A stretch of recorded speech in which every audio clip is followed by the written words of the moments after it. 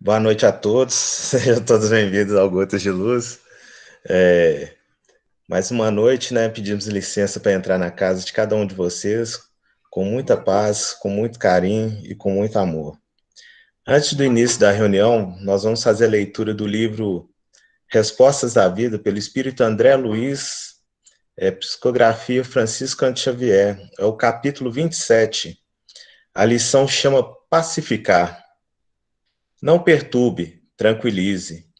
Não grite, converse. Não critique, auxilie.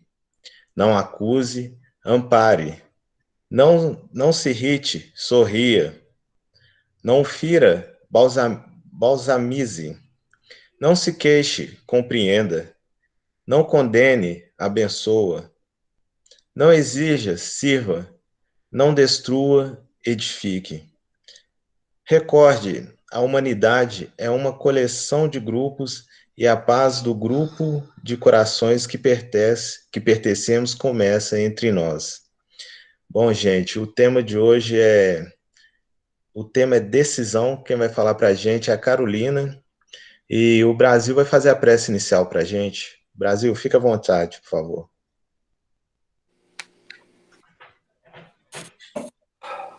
Amado Mestre Jesus, companheiros do plano maior, agradecemos, Senhor, pela oportunidade bendita de estarmos aqui essa noite.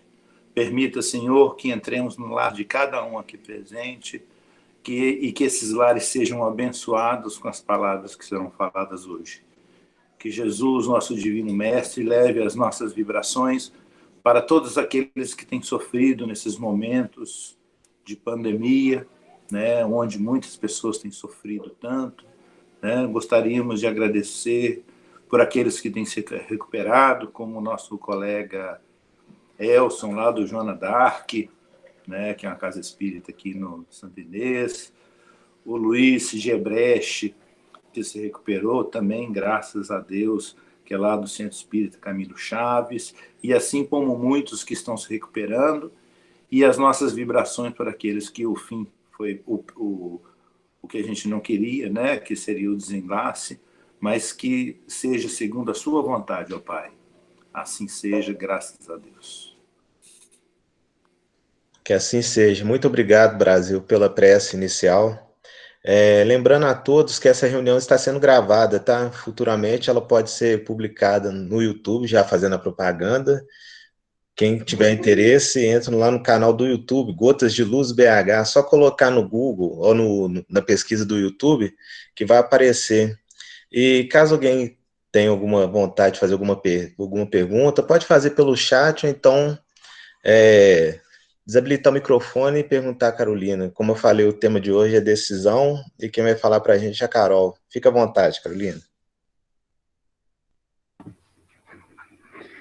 Obrigada, João. Então, primeiramente, boa noite a todos e a todas que nós já não cumprimentamos anteriormente. E hoje nós pedimos licença à espiritualidade para estar falando um pouquinho mais sobre o Evangelho de Jesus.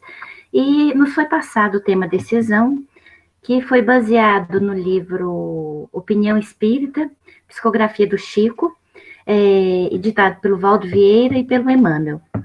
E essa lição é uma lição muito rica e muito bonita, porque ela nos fala da nossa responsabilidade perante as nossas decisões, perante a nossa encarnação, perante o nosso livre-arbítrio, e nos faz refletir bastante acerca dessas decisões que nós fazemos dia a dia. Porque nós lembramos que enquanto encarnados, nós estamos aqui numa oportunidade de aprendizado. E isso passa por essas decisões que nós fazemos. Então, começando a falar um pouco mais da lição, ela começa da seguinte forma: somos tangidos por fatos e problemas a se exigirem a manifestação de nossa vontade em todas as circunstâncias. Ou seja, ela começa nos falando exatamente isso. Nós temos que manifestar a nossa vontade a todo instante na nossa vida. Cada fato, cada problema, cada situação que acontece na nossa vida, nós temos que tomar decisões, nós temos que achar resoluções.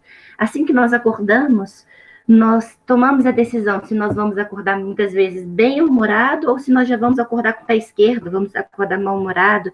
Eu escolho o que eu vou tomar no café da manhã, eu escolho se eu vou tomar banho de manhã ou se eu vou tomar banho na hora que, muitas vezes, eu chego ao meu lar. E aí eu vou tomando decisões a todo instante.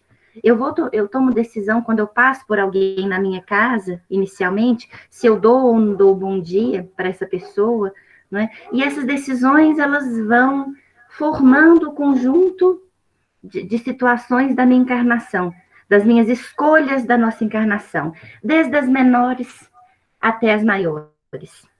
Então, é interessante que esse texto ele vai trabalhar para a gente, vai nos trazer, ele fala 3 aspectos que nós devemos observar no momento dessas nossas decisões que nos cercam.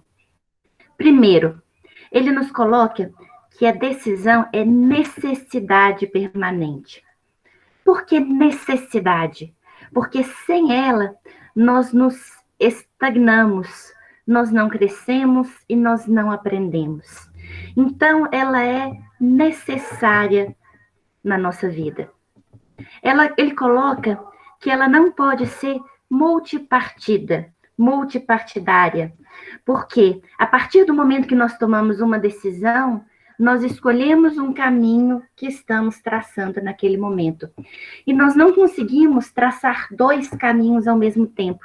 Aí a gente lembra do Evangelho que ele fala que não se pode servir a Deus e a Mamon, porque muitas vezes nós nos iludimos que nós podemos trabalhar na nossa vida servindo a Deus e servindo ao mundo material, preso às questões materiais, mas nos momentos cruciais nós vamos ser colocados diante de decisões, diante de problemas que nós vamos ter que dizer em qual caminho realmente nós estamos. Nós estamos realmente seguindo o caminho de Jesus ou nós estamos mais presos ao mundo material, estamos nos deixando levar pelas questões materiais? Então, eles nos colocam aqui, então, que as nossas questões não são multipartidárias, né? Um caminho traçado de cada vez. E ele coloca um terceiro aspecto, que nós tomamos as nossas resoluções e exprimimos ela através da nossa ideia, do nosso verbo e da nossa atitude. Ou seja, nós tomamos essas decisões quando pensamos, através da ideia, dos nossos pensamentos, elas começam ali, através daquilo que nós dizemos e através das nossas ações.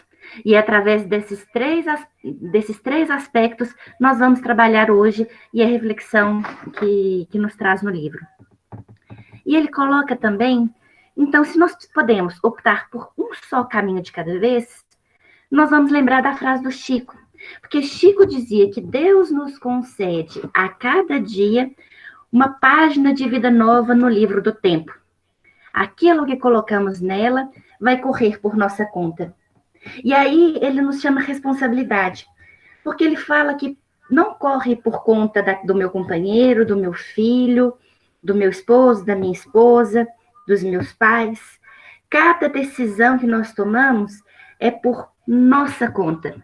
Alguns caminhos, muitas vezes, eles podem parecer mais difíceis do que outros, né? A porta pode ser mais estreita em determinados momentos.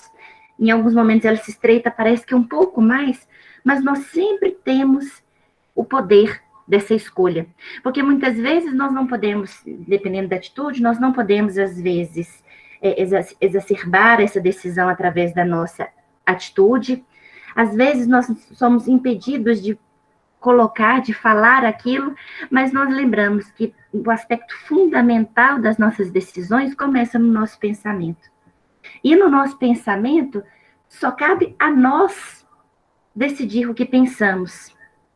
Onde que nós estamos empregando a nossa energia, a nossa paixão que nos move na decisão de cada dia. Porque no Livro dos Espíritos ele fala que as paixões, muitas vezes nós falamos de paixões e já pensamos um aspecto negativo da palavra paixão, no Livro dos Espíritos ele coloca que as nossas paixões, elas servem para impulsionar a nossa vontade.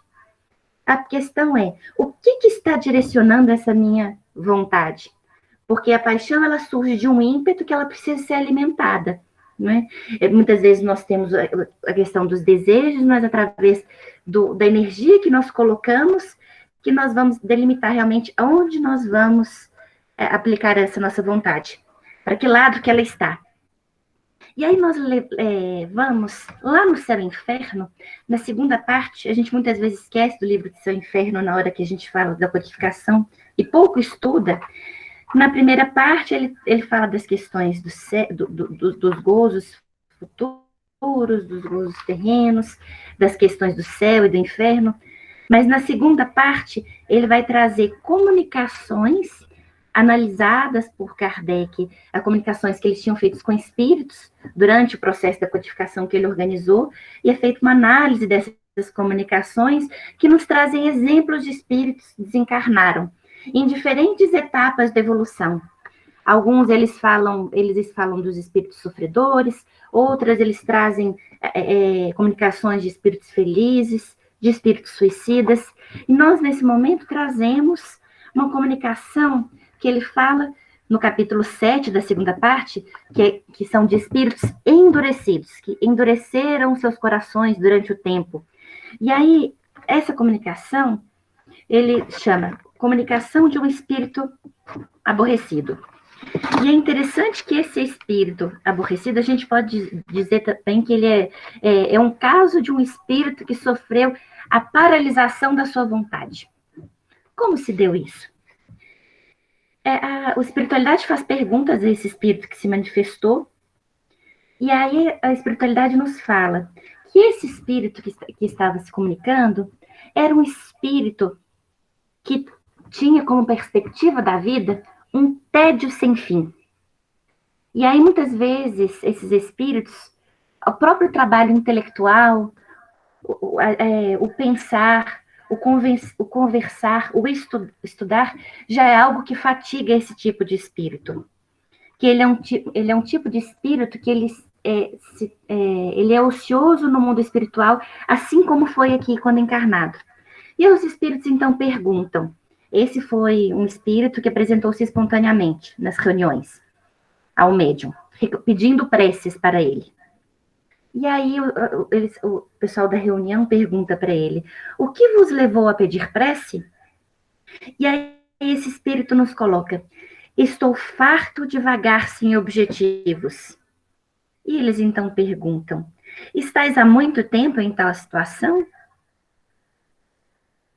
Faz 180 anos, mais ou menos, que ele se encontrava nessa situação de ócio no plano espiritual.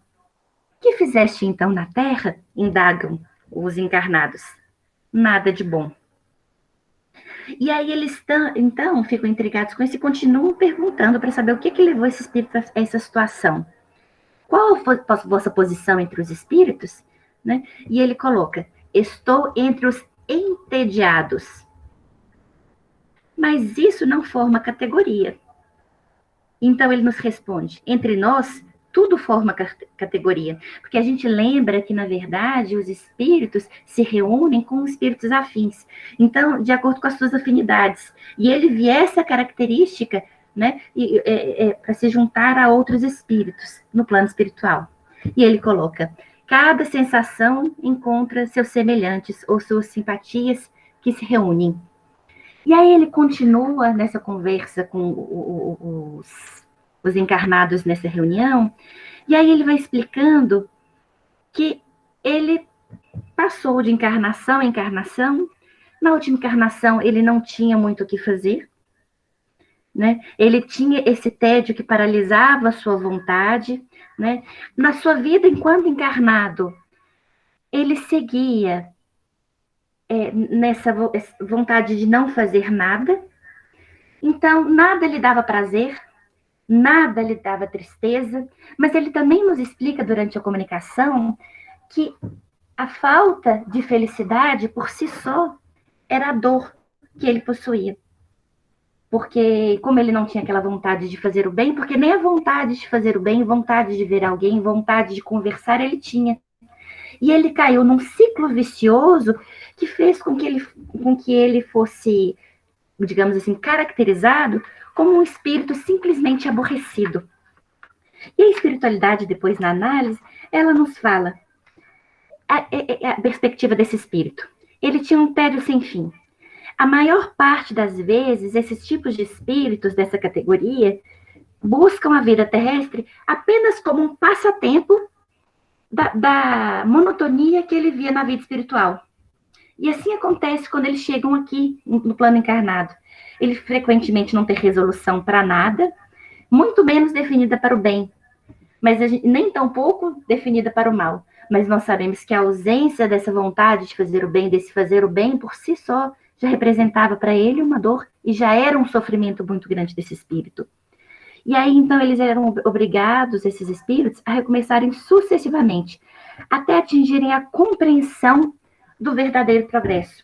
Porque ele era um espírito apático com tudo o que acontecia. E aí, a espiritualidade, quando nos coloca esse caso, eles nos chamam a atenção que esse processo não começou da noite para o dia. Ele, enquanto espírito encarnado, começou com a dita preguiça, e a preguiça foi crescendo, crescendo, crescendo, de tal forma que tudo foi perdendo cor. Né? E aí a gente vê muitas vezes, isso a gente observa também, que aí essa vontade de viver foi desaparecendo. Mas é interessante que ele coloca que esse espírito também não tinha vontade de interromper a vida, porque nada lhe dava prazer, porque ele não percebia a necessidade de tomar essas decisões do dia a dia. E aí, então, a gente lembra do Chico, quando falava do que representava a encarnação para ele. Ele colocava, em certa entrevista, ele colocou, Chico falando, que ele falava que a encarnação era uma oportunidade. E ele falava assim, na sua simplicidade, né, na doçura que o Chico tinha, ele colocou nessa entrevista, que foi depois descrita no livro Evangelho de Chico Xavier, que é um livro que foi trazendo algumas passagens de entrevistas, algumas passagens da vida dele. E ele fala, a gente tem que lutar contra o comodismo e a ociosidade. Caso contrário, vamos retornar ao mundo espiritual com uma enorme sensação de vazio. E era o que tinha acontecido com esse espírito aborrecido. E aí Chico, na sua simplicidade, continua. Dizem por aí que eu tenho feito muito, mas para mim, eu não fiz 1/10 do que deveria ter feito. Aí a gente até imagina, se Chico não fez 1/10, o que eu estou fazendo na minha encarnação? Porque aí nós vemos que quando ele fala isso, nós vemos o que movia o Chico. Essa paixão interior que o movia a fazer o bem. A necessidade que ele sentia. Porque ele falava que uma vez que ele tinha que ele não dava espaço para o comodismo e para essa ociosidade. E se ele não dava espaço para esse comodismo e ociosidade, é porque ele trabalhava. Conta-se também um caso do Chico, uma certa vez, que, salvo me engano, era irmã dele. Eu não sei se era irmã ou se alguém muito próximo dele. Se alguém souber do caso, depois me corrija. Então, essa mulher, ela fumava, e aí, constrangida a fumar na frente do Chico, ela sempre ia na frente, muitas vezes, na tarefa que tinha que fazer, ou quando saía, ela falava assim para o Chico que, não, pode deixar que eu vou indo na frente, que eu preciso fazer alguma coisinha, eu encontro com vocês. E ela ia na frente, parava para fumar, e aí, um certo dia, o Chico encontrou com ela. E ela estava fumando. E então ela, muito constrangida com o Chico, ficou sem jeito, tentou apagar o cigarro, e aí o Chico falou assim, ih, minha filha, porque a gente já imagina uma repreenda, e o Chico com toda a sua doçura, ih, minha filha, não preocupa não, fumar, eu também tenho vontade de fumar, a questão é que eu não consigo arranjar tempo para isso. E, na verdade, a gente vê aí a grandiosidade do Chico, porque ele podia ter constrangido essa senhora, mas o que ele colocava aí é que, na verdade, ele tinha diversos defeitos, diversas questões para se disciplinar no seu dia a dia. Porque Chico falou, o Emmanuel fala para Chico que ele precisava de disciplina, de disciplina, de disciplina. A gente só é recomendado até aquilo que a gente precisa.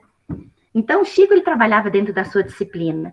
Só que, através do trabalho, né, e aí a gente lembra que lá no Céu e Inferno, perdão, no Livro dos Espíritos, os espíritos definem trabalho como qualquer ocupação útil, né, a gente lembra que, na verdade, Chico estava trabalhando todo o tempo. Porque uma vez que ele não estava psicografando, ele estava atendendo alguém necessitado, ele estava atendendo alguns de seus familiares, ele nunca estava com um tempo ocioso. Ele sempre procurava o trabalho. E esse é o objetivo da nossa encarnação. Porque lá na pergunta 132 do Livro dos Espíritos, quando nos perguntam qual que é o objetivo da nossa encarnação, né? E os espíritos nos respondem: Deus lhes impõe a encarnação com o fim de fazê-los chegar à perfeição. Fazer os espíritos chegarem à perfeição, ou seja, todos nós, todos os seus filhos. E ele ainda completa: para uns é expiação, para outros é uma missão.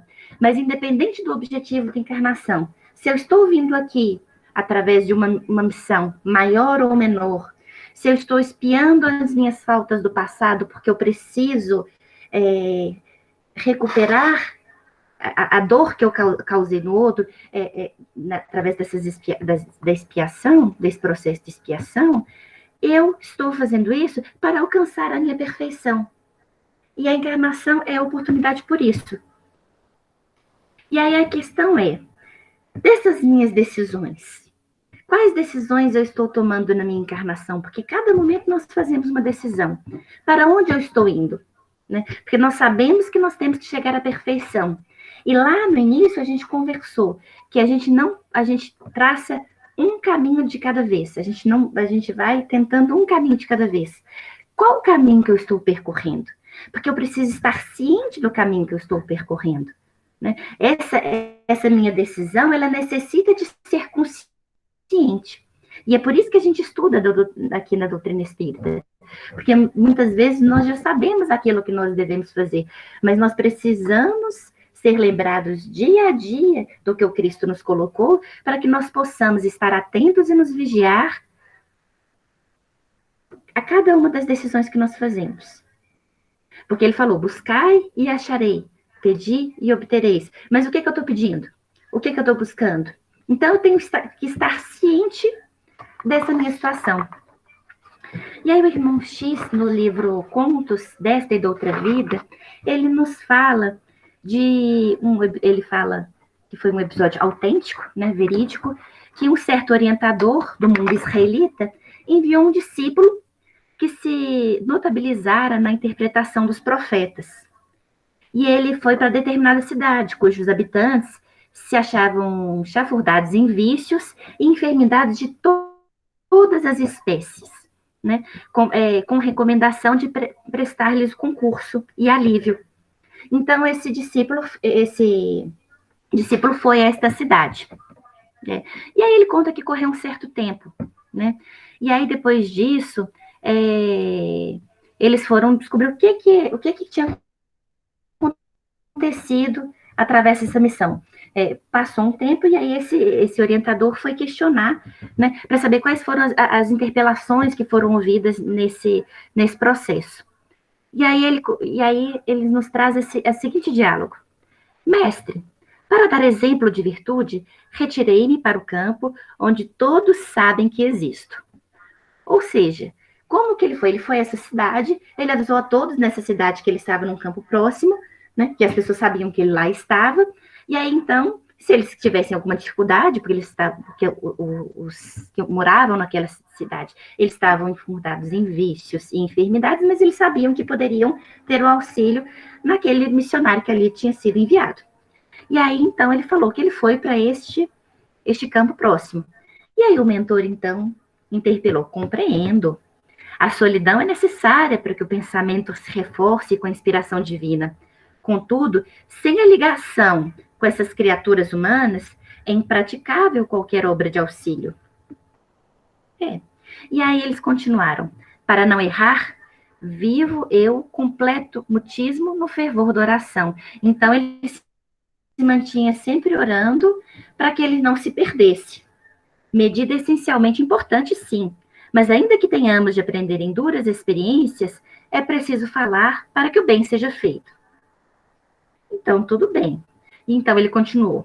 Realmente, mas expondo a pureza dos meus sentimentos, visto-me exclusivamente de branco, que era o que ele fazia para se manter dentro da missão. E o mestre? Costume honroso. No entanto, isso não deve impedir que a nossa roupa se enode no trabalho de ajudar os outros para ser novamente lavada em momento oportuno. Tudo bem. E aí ele continuou dizendo: as minhas refeições são apenas de ervas, para mostrar como ele zelava por esta missão. Hábito realmente excelente, disse o mestre. Contudo, para trazer o corpo em condições de servir, é importante não deserdar do sistema da alimentação comum.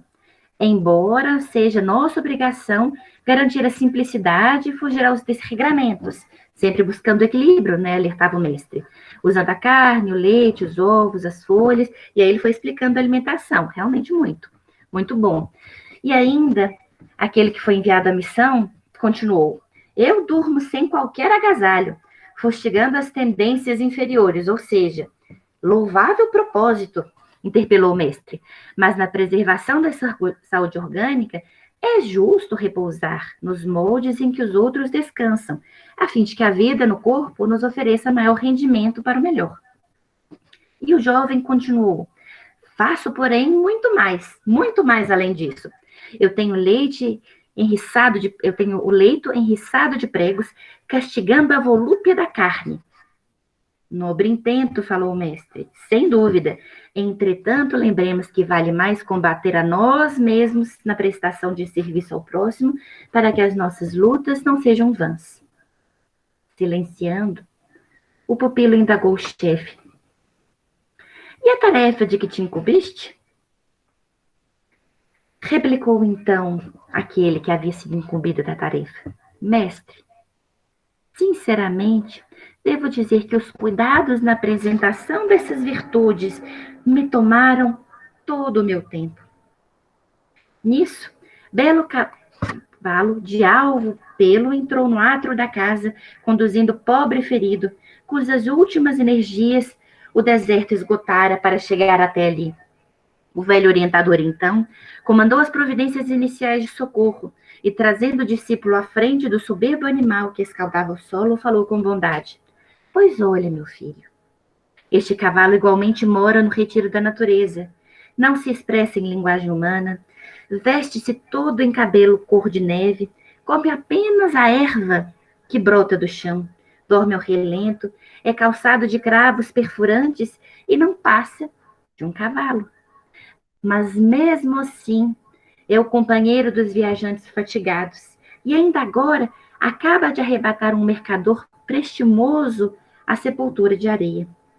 Em seguida, demandou o interior da casa para confortar o recém-chegado, deixando o aprendiz a meditar quanto à vacuidade da virtude vazia.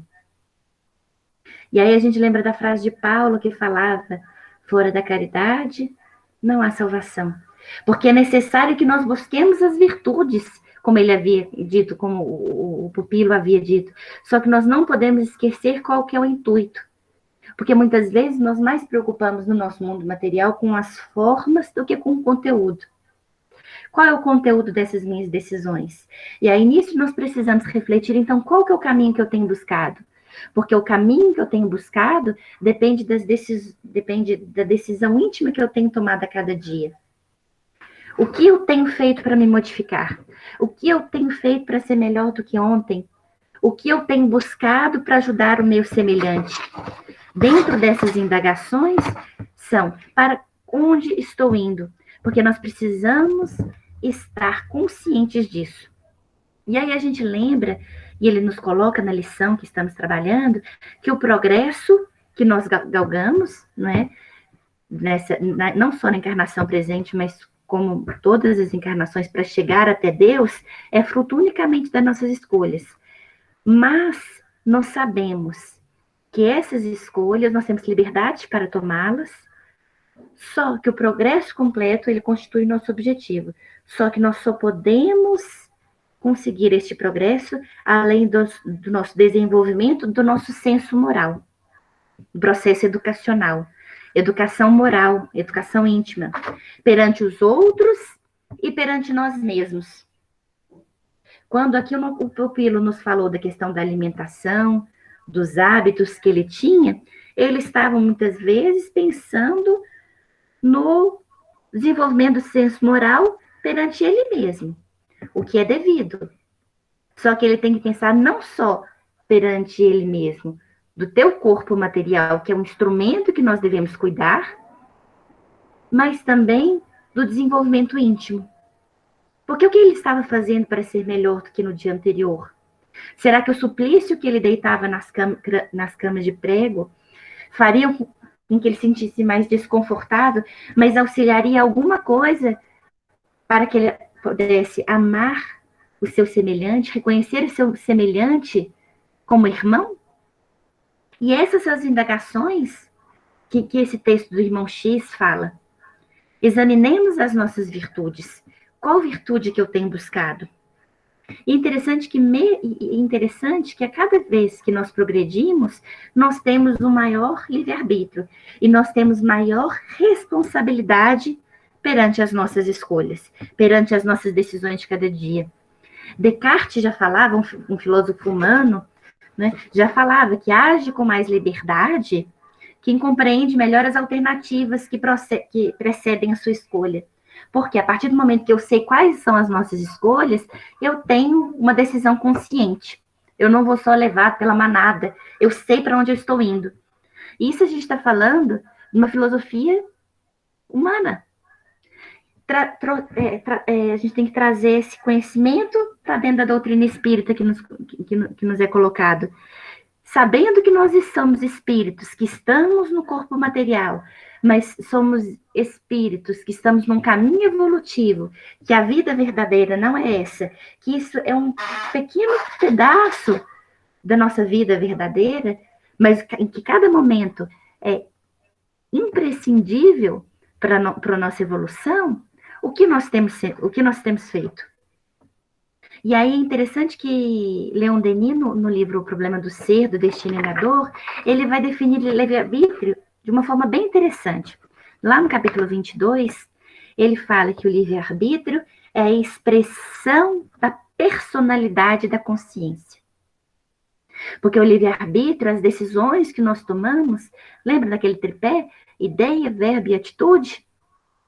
Elas vão ser a expansão da nossa personalidade, dos nossos reflexos, que muitas vezes já são condicionados. Mas esses reflexos condicionados já foram disciplinados no bem? Ou são reflexos condicionados que nós trouxemos de encarnações anteriores que nós precisamos modificar? E ele fala que não só a expansão da personalidade, mas como da nossa consciência. Lembramos que a lei de Deus está presente na nossa consciência. Então, lá nós temos todos os recursos para acessar à medida que a gente vai conhecendo, nós temos tudo o que é possível para acessar e praticarmos as nossas boas escolhas. E Leon Denis nos fala, para sermos livres é necessário querer sê-lo, libertar-nos da escravidão, da ignorância e das paixões baixas. Mas ele nos fala que para nos libertar, não é simplesmente tirar o grilhão e sair por aí, correndo, né, sem saber para onde está indo. Ele fala que a maneira de nos libertarmos desta escravidão é através de uma substituição. E ele fala que nós devemos substituir o império das sensações e dos instintos pela razão. Porque aí nós tomamos decisões conscientes. Nós pensamos antes de agir. Porque Joana de Ângeles nos fala que muitas vezes dentro do nosso lar, que é o retrato disso, nós muitas vezes reagimos em vez de agir. Né? É o famoso toma lá da cá. A gente nem pensa e simplesmente devolve, muitas vezes com raiva, com uma palavra brusca, aquilo que a gente recebeu. Mas aí tomemos cuidado quando a gente fala que a gente reage. A gente tem esse hábito de falar, mas a gente nem pensou. Na verdade, nós não paramos para refletir. Mas nós estamos tão acostumados a tomar determinadas atitudes que nós fazemos isso num reflexo. Porque a gente pensa, qual seria o reflexo se fosse Jesus? Ele podia reagir no que fosse, mas ele não tomaria a atitude que a gente tomou, às vezes, respondendo aquele companheiro que está dentro do nosso lar. Porque ele já tinha educado, né? Ele já tinha se disciplinado. Então os reflexos condicionados que ele já não tinham as rusgas que tem os nossos reflexos condicionados. Então nós temos que parar, pensar, refletir, tomar a água da paz, né? Se a gente não tiver água física, a gente imagina que tem uma água dentro da nossa boca que a gente não pode falar nada. A gente respira fundo, espera alguns segundos, que neste segundo a gente não precisa depois de se arrepender pela palavra dita. Porque uma vez que a palavra é dita, muitas vezes a gente já magoou, a gente já deixou estragos que depois nós vamos precisar ter um trabalho redobrado, triplicado, para consertar. E aí é interessante também que quando a gente fala disso, não tem jeito de não lembrar, quando a gente fala de vontade, da gente não lembrar de Paulo de Tarso. Porque vontade é a nossa gerência. Nós temos os ímpetos, nós temos as nossas dificuldades, mas a vontade que gerencia as atitudes e os nossos atos. Paulo é a prova disso. Porque a gente lembra que quando Paulo se converteu ao cristianismo, né, ele tinha um caminho já trilhado dentro do farisaísmo, porque Paulo ele era um fariseu, ele era um doutor da lei, ele estudou com uma vontade de todo o coração aquilo que ele fazia, aquilo que ele acreditava. No momento que ele cai na estrada de Damasco, ainda Saulo de Tarso, e tem a visão de Jesus, e Jesus o convida, nesse momento, ele começa a parar, refletir, e perceber que ele vai precisar gerenciar a sua vontade de maneira diferente.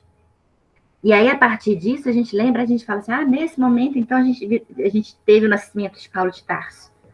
Não, porque nada é instantâneo. A gente lembra do momento da estrada de Damasco como um momento emblemático. Mas a gente lembra que, antes disso, Paulo foi... ainda Saulo, ele foi curado de sua cegueira, ele procurou a casa do caminho, ele precisava descobrir realmente o que o Cristo trazia, o que o Cristo falava, ele foi estudar as escrituras, ele passou anos no deserto a fim de gerenciar essa vontade para que ele não fizesse com que os seus atos e as suas atitudes estivessem contra aquilo que o Cristo pregado, porque ele percebeu naquele momento que o caminho que ele deveria trilhar era só um. E através do Cristo. Porque nós optamos por um só caminho de cada vez, como ele nos coloca na lição. E a partir do momento que ele se conscientizou disso e ele tomou a decisão de que ele iria seguir o caminho do Cristo, ele teve que se disciplinar, né? Porque a disciplina ela vai antecedendo a espontaneidade sempre. Ele teve que se disciplinar, fazer um estudo interior, muitas vezes daquele que ele sentia, porque a gente lembra que Paulo perseguia os cristãos. No momento que ele sai e volta para da estrada de Damasco, e depois, quando ele vai chegar depois na casa do caminho, as pessoas que ele estava, os cristãos que ele estava, tinham medo dele, porque ele perseguia e matava os cristãos que estavam ali. Mas ele percebeu o seu erro e ele teve a energia suficiente para trabalhar na gerência dessa vontade. E a Rosângela, inclusive, nos lembra aqui que aí, para conhecer melhor essa história, que é uma história belíssima e riquíssima, para a gente compreender esse processo da transformação de Paulo, o livro Paulo Estevão. Que ele vai nos contar desde a história de Estevão, e aí como que Estevão interfere de forma não é nem substancial, de forma categórica na história de Paulo, para que Paulo pudesse tornar o discípulo, o apóstolo dos gentios que nós conhecemos nos dias de hoje, e é uma história belíssima. Então, recomendo que leiam realmente o romance para compreender esse processo. E aí a gente pensa, como nós estamos, então, tomando essa gerência? Porque nós precisamos de planejamento. Toda vez que a gente vai fazer algo, a gente precisa se planejar. Como eu tenho me planejado? Porque se eu não me planejo, se eu não sei para onde que eu tenho que ir, qualquer caminho vai me levar a algum lugar. Então, qualquer caminho serve. Porque qualquer lugar que eu chegar vai servir. Porque eu não sei para onde que eu estou indo. Mas aí eu penso, onde as minhas decisões estão levando? E aí, no processo reencarnatório, na encarnação que nós estamos, muitas vezes nós estamos tentando tomar alguns caminhos que nada dá certo. Aí, nesse momento, nós temos que parar e analisar aquilo que nós estamos vivendo. Daquilo que nós estamos vivendo neste processo, será que eu estou fazendo alguma coisa errada? Aí eu começo a analisar as minhas atitudes. Se eu estiver fazendo tudo certo nesse processo, e ainda assim as coisas não estão dando certo, então, peraí, será que eu estou indo pelo caminho correto? Porque esse tem que ser o meu questionamento. Porque dentro do meu processo evolutivo, eu preciso ver. Porque será que às vezes, por exemplo, eu estou na casa espírita, eu vejo reunião pública, depois que a pandemia passar, eu vou voltar a fazer campanha do quilo, né, no domingo de manhã, eu vou lá todo dia. Além disso, eu vou 3 vezes por semana no Gotas, eu não vou nem só 3, de vez em quando eu vou 5 vezes por semana no Gotas, eu vou quase em todas as reuniões. Mas será que nesse momento, alguém que está em casa, às vezes não está precisando de mim? Porque às vezes eu estou indo para o Gotas porque eu não aguento mais. Nossa, eu tenho que ter paciência para conviver com fulano e tal na minha casa. Então eu vou para o Gotas para ter paciência. Mas aí quando eu chego, bom que eu convivo pouco, né? Aí será que eu entro nesse processo, eu estou tendo paciência, desenvolvendo minha paciência, ou eu estou fugindo da convivência para ficar mais fácil? Aí eu estou tentando encobrir o problema, não resolvê-lo. Então a gente tem que pensar, qual o caminho que eu estou trilhando? E aí, tem um texto muito bonito do Momento Espírita. O Momento Espírita é um livro de mensagem, são diversos CDs de mensagens. E aí também a gente tem o site Momento Espírita, que ele apresenta essas mensagens realmente muito bonitas. Se alguém quiser depois acessar, é momento.com.br. E lá você tem disponível todas as mensagens do Momento Espírita. Que ele fala, e ele tem uma mensagem que se intitula Decisões, que vai nos trazer essas reflexões. Ele coloca: a nossa existência pode ser comparada a um imenso mapa sobre o qual nos movimentamos, e onde a todo instante tomamos decisões sobre os rumos que vamos seguir. Neste caminho, as opções são inúmeras. Nós temos o nosso livre-arbítrio, não temos? Existem os atalhos, precipícios, atoleiros, cipoais, rios caudalosos, campos floridos. E conforme a nossa decisão, teremos as consequências correspondentes. Existem pessoas que, antes de se movimentarem, traçam com cuidado o seu trajeto, planejam, estendem uma visão mental e abrangem todo o percurso, tudo que vão percorrer, para evitar as surpresas desagradáveis. Eles dificilmente se enroscam nos espinheiros ou ficam presos em areias movediças. E geralmente superam com facilidade os obstáculos do caminho. Mas a gente vai falar assim, mas tá vendo, para ele vai ser mais fácil. Será que é mais fácil ou será que ele tomou as decisões corretas? E no momento que ele tomou as decisões corretas, ele muitas vezes abriu mão de coisas que nós não estamos dispostos a abrir mão, muitas vezes no mundo material. São indivíduos estes visionários. Ao estender o olhar para além do que as vistas alcançam, estabelecem com acerto o melhor trajeto e as melhores estratégias para alcançar o seu destino. Porque a responsabilidade das nossas decisões são nossas e de mais ninguém. Então, no momento que a gente traça, nós estamos nos responsabilizando neste processo. Então, ele teve a oportunidade de traçar este caminho. Então, não só a responsabilidade, mas também isso foi ele que adquiriu. né, durante esse processo, porque ele teve trabalho para planejar isso. Mas existem pessoas que andam às voltas com os obstáculos que não enxergam, embora estejas a poucos metros de distância. Às vezes a gente está caminhando o tempo inteiro do lado de um precipício. Às vezes é só dar um passinho para o lado para a gente sair do lado desse precipício. Mas nós preferimos andar do lado do precipício, que parece que uma brisa aqui é mais gostosa. Mas por quê? Porque do nosso lado tem desfiladeiro, não tem nenhuma montanha, não tem nada que impeça a brisa ali. Então eu vou continuar andando ali porque está mais cômodo para mim. Da nossa comodidade, da nossa ociosidade. Então, eu não quero ter o trabalho de dar um passo à esquerda, enquanto o precipício está à minha direita, porque isso vai dar trabalho. E aí ele continua na mensagem. São criaturas que não têm visão, não programam as suas atividades e por isso sofrem e fazem os outros perderem tempo com as suas atrapalhadas. Muitas vezes, a dor que nós temos na nossa caminhada, ela nos é alerta. Porque, às vezes, se a gente deixa de insistir naquele caminho, a dor ela vai cessar. Né? É a tal da história, nossa, se eu tomo um café, mas dá uma azia que eu não aguento, que eu fico ruim umas 2 horas para resolver. Mas eu não abro mão de tomar o meu café. A dor está me dizendo, olha, presta atenção, seu estômago não está legal, você não está podendo fazer isso. E a gente insiste, aí depois ainda fica reclamando da dor. Nossa, eu estou aumentando. E a gente faz assim, com várias coisas na vida. E aí essas criaturas não têm visão, não programam suas atividades, e por isso sofrem e fazem os outros sofrerem, perderem tempo com suas atrapalhadas.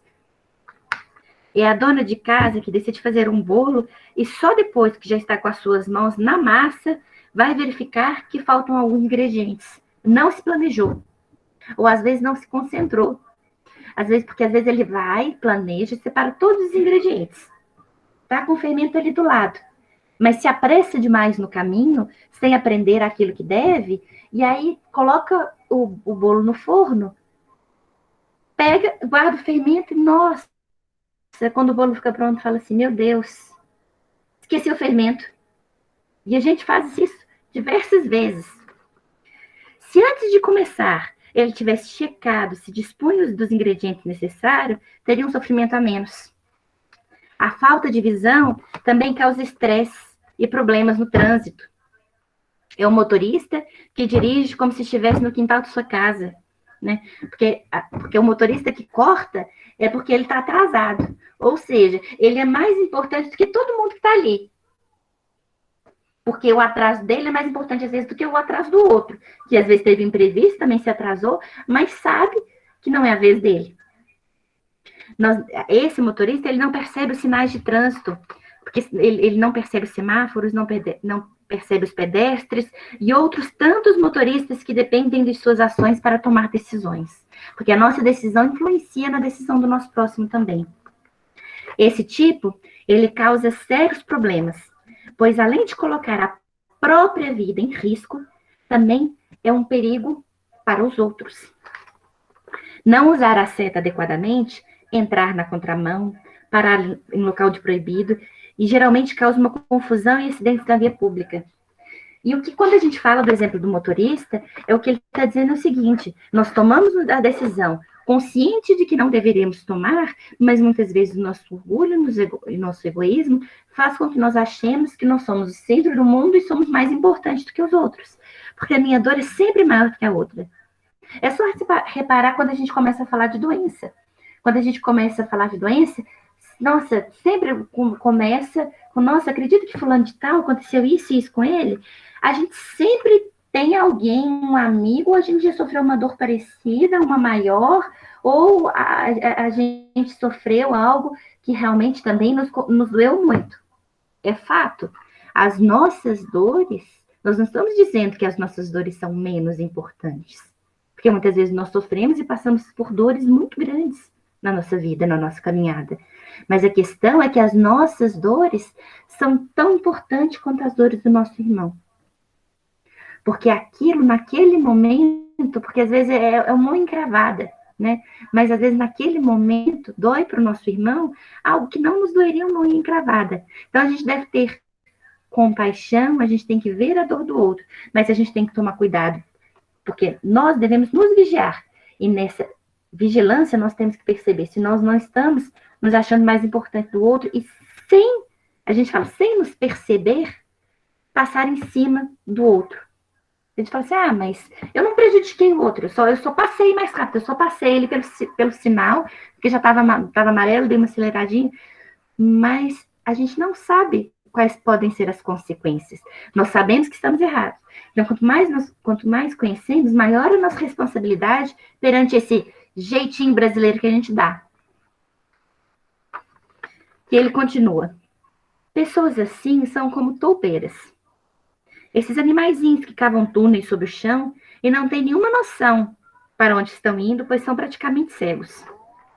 O problema é que muitas vezes a gente vai caminhando, só que nós fazemos tantos túneis sem saber que na hora que a gente está andando por cima, os túneis afundam, eles cedem, porque o solo não tem mais resistência necessária do que precisa. E aí a gente vai precisar reconstruir aquele solo para a gente começar a construir a nossa casa. É construir a casa sobre a areia, não sobre a rocha. E ele fala, já as pessoas visionárias, aquelas que estavam planejando para onde iam, né? Elas são como águias. Voam alto e antes de mergulhar para apanhar seu alimento, buscam uma visão panorâmica do terreno e dificilmente erram com o alvo. E é nesse momento que a gente fala, se a gente está passando por qualquer dificuldade da nossa vida, é o momento de parar, olhar toda a situação, dar uma afastada do problema e falar assim, o que eu preciso aprender com isso? O que eu preciso aprender com isso? Porque muitas vezes, no momento que nós aprendemos o que necessitamos naquela situação, muitas vezes as coisas se resolvem. Se não se resolve, muitas vezes a gente tem, às vezes, uma doença, né, na família, por exemplo, elas não se resolvem, mas elas ficam mais leves, porque a nossa visão perante aquilo mudou. Nós passamos por aquilo com resignação, com força, com garra, mas com resignação. E a resignação é o consentimento do coração naquele processo. Porque quando a gente luta contra aquilo com revolta, dói mais. É mais difícil. E a gente passa mais fácil pelas nossas dificuldades. Então, é parar e olhar o que nós temos que aprender com isso. E aí, essas pessoas, aí a gente vai começar a ter visão. Seremos como essas águias que eles falam, que observam tudo, né? Voam alto, para depois mergulhar e apanhar seu alimento. E é assim que vamos encontrar no meio em que nos movimentamos. Pessoas águias e pessoas toupeiras. A falta de visão tem felicitado muitas criaturas, pois quando estas se deparam com os obstáculos imprevistos do caminho, se desesperam e perdem o rumo, se desestabilizam. E se pode constatar diariamente, tanto no círculo das pessoas comuns, quanto no círculo das pessoas públicas, ambiciosas, cuja cegueira não lhes permite ver que a ganância e o crime sempre conduzem ao lodo. E a gente sabe que se não é muitas vezes neste momento, nessa encarnação, a gente sabe que aquela pessoa vai ter que resgatar isso numa vida posterior. Porque ela precisa resgatar aquele débito. Ela não é a lei de Talidão que ela vai pagar exatamente, mas ela precisa reconstruir. São livres decisões provocando consequências inevitáveis. Um falso movimento, uma falta de visão e podemos entrar por caminhos difíceis de retorno. Por essa razão, vale pensar bem antes de iniciar a caminhada. Vale a pena se perguntar, aonde eu quero chegar? Que caminho eu tomarei?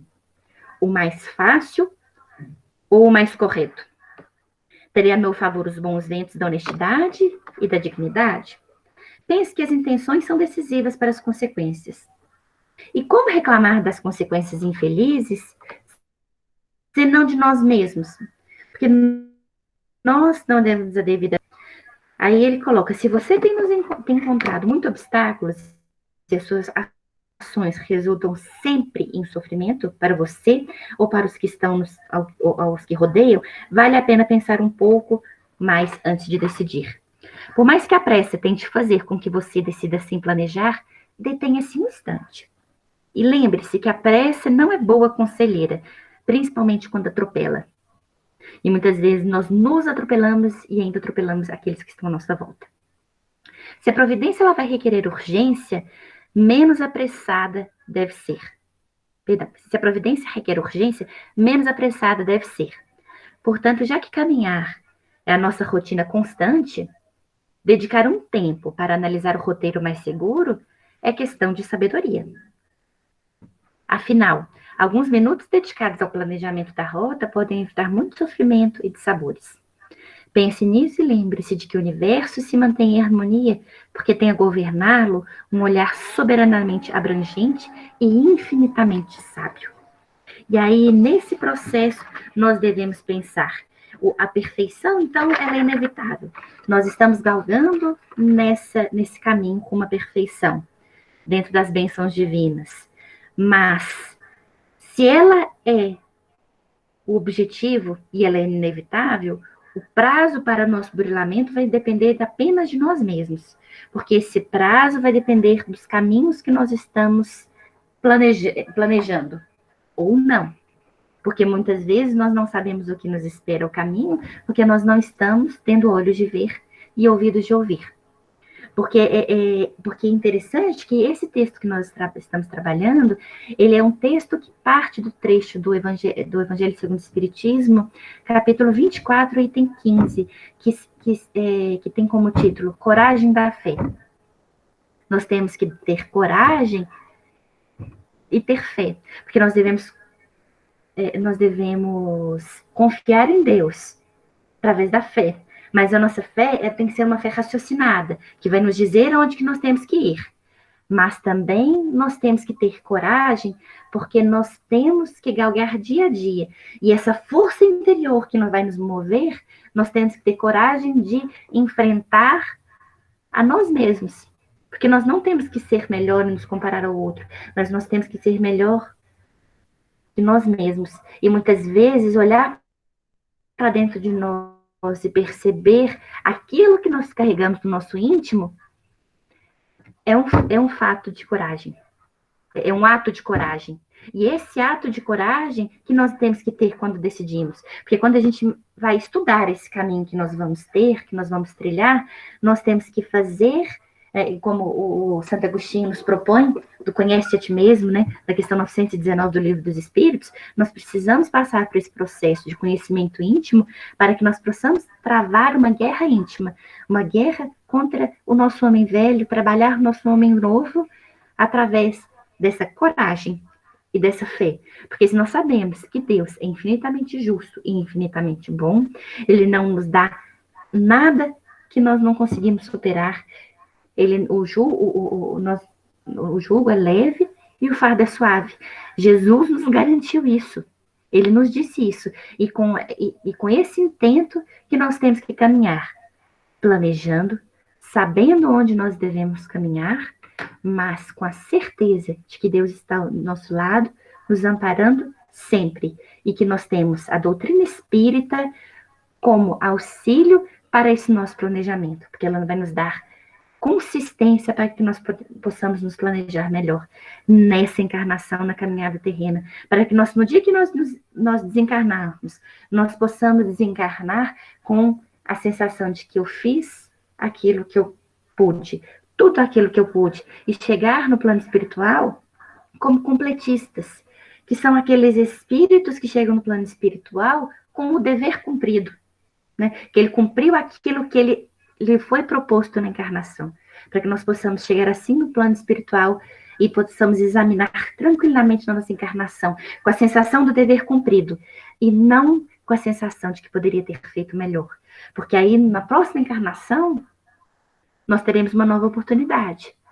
Mas hoje estamos encarnados, então a nossa oportunidade é o agora, é o presente. Que com esse intuito nós possamos sair daqui mais renovados, com essa coragem e com essa fé no Pai. Nós agradecemos muito a oportunidade e a casa para poder falar um pouquinho mais sobre a palavra do Cristo e do Evangelho. Muito obrigada. Nós que agradecemos, Carol, pela oportunidade do estudo de hoje, e temos certeza que estamos renovados com as suas palavras para poder refletir melhor sobre as nossas atitudes e nossas decisões.